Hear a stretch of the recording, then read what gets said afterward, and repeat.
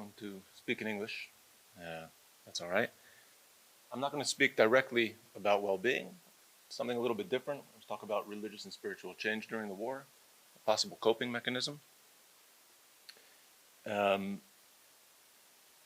Although there's no one definition or consensus about what religion or spirituality is, typically we're talking about some combination of beliefs, behaviors, rituals, and community that have to do with something transcendent or supernatural or sacred, where religion is typically involves more formal institutions, and spirituality is something more private and personal. Since the beginning of the war, I think we've all heard stories and testimonies of people finding God in religion during the war, on the one hand. On the other hand, there have also been organizations that help people who transitioned out of religion report a spike in the number of people who have turned to these organizations during the war. And so our goal is to see what actually happens to people's religion and spirituality during the war. And also, we asked ourselves whether the tendency to change would depend on one's cultural background, the religious group that one comes from. Why? Well, our thinking was rooted in terror management theory.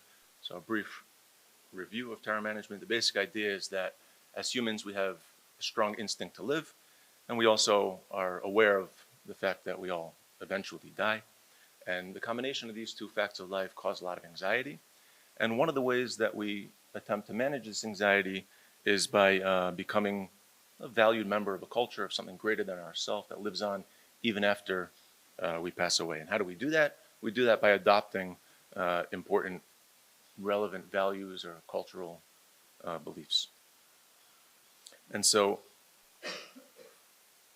we figure that in a situation where people are constantly reminded of death, like during the war, people would be particularly prone to change and increase their religion and spirituality. And this would be most likely to occur in groups where religion and spirituality is particularly important. And I'm going to present data that we started looking at from the student sample. We had about 1,300 participants in this sample. A little over half are women, average age of about 27. Half come from a secular background, about 17% from traditional background, and a little over a quarter from a religious background. We combined religious and ultra-Orthodox participants because we had very few ultra-Orthodox participants in the student sample.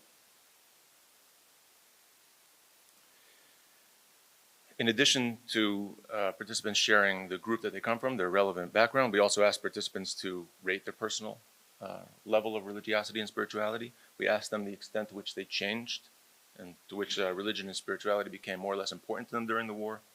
And we classified them as either having no change, decreasing, or increasing. We also relied on two items from the post-traumatic growth inventory about religious growth and spiritual growth. And of course, we have many items about the extent to which individuals were exposed to the different events of war. And so first, we asked ourselves, how common is this, in fact, that people change their religiosity and spirituality? And what we see, and I don't know if I said this before, but basically because people view religion and spirituality different, we look at them separately.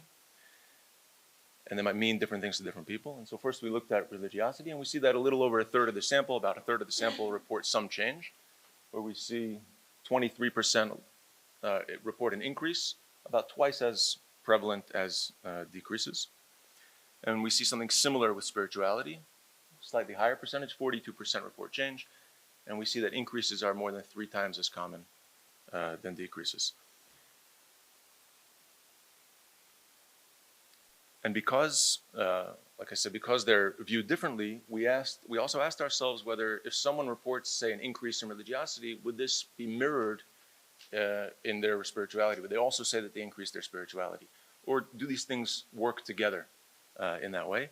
And so we look at them, we look at religiosity and spirituality together, and when we view it this way, we see actually that half of our sample, 1 out of every 2 participants, reports some kind of change, either an increase or a decrease on either one of these dimensions.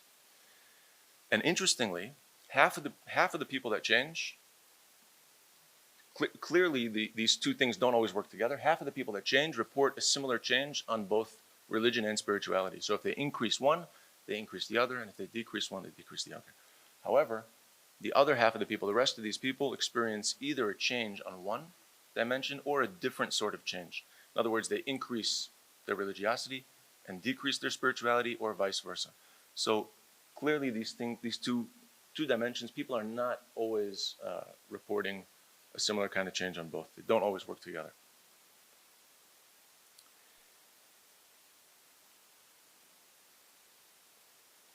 And so then we asked ourselves whether these different patterns of change, whether the different sorts of change would depend on the group.